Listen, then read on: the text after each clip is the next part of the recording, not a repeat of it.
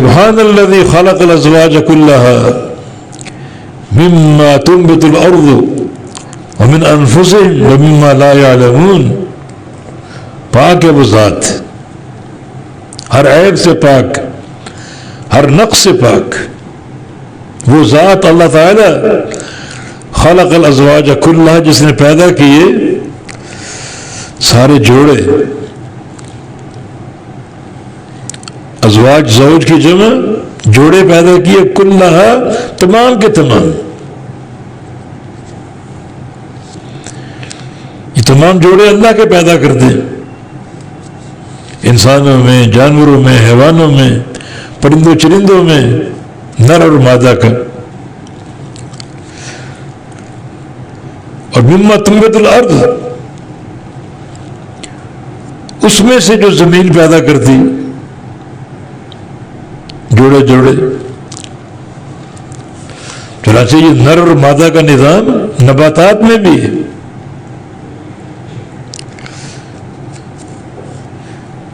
سائنسی تحقیق بعض درختوں تک پہنچ چکی کہ وہ نر اور مادہ دونوں ساتھ اگائے جائیں تب وہ مادہ پھل دیتی،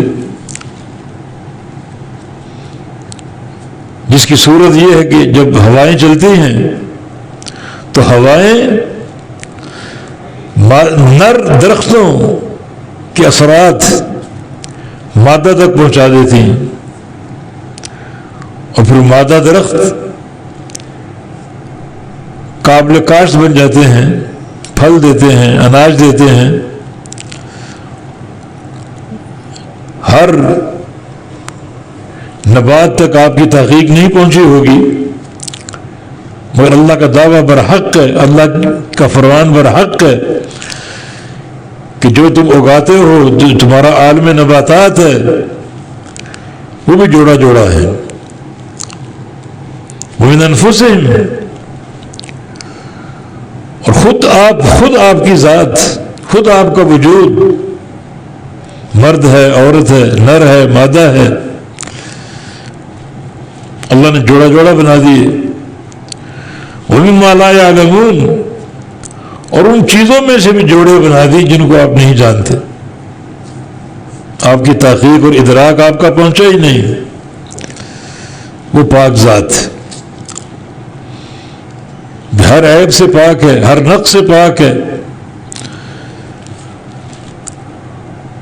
اور چونکہ جوڑے کا ذکر ہو رہا ہے تو اللہ تعالیٰ کا کوئی جوڑ نہیں ہے، وہ ذات جوڑا ہونے سے پاک ہے، وہ اکیلا، یکتا، تنہا.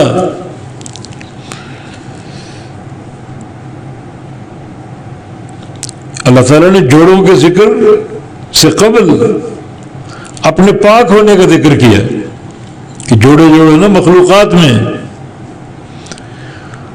اللہ اکیلا، یکتا ہے، تنہا ہے، اور کوئی اس کا شریک نہیں.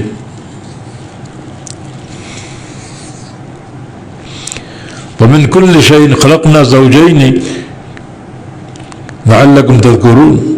اللہ فرما رہا ہر شے کہ ہم نے جوڑا جوڑا بنائے، نر اور مادہ.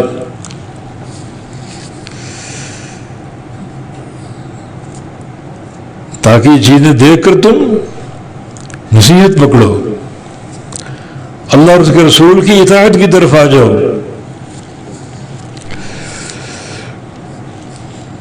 وہ ذات پاک ہے، ان تمام جوڑوں کی خالق ہے وہ، اور خود اس کا کوئی جوڑ نہیں، یکتا اور اکیلا، تنہا، کوئی اس کا شریک نہیں، کوئی اس کا مددگار نہیں. یہ اللہ تعالیٰ کی قدرت اور اس کی توحید کی نشانی ہے اور آیات ہیں.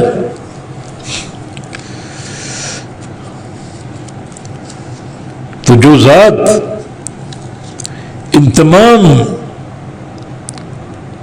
اشیاء اور امور پر قدرت رکھتی ہے، وہ ذات قیامت قائم کرنے پر قادر نہیں؟ سوچو تو صحیح، یہ سب اس کی قدرت کی نشانی ہے.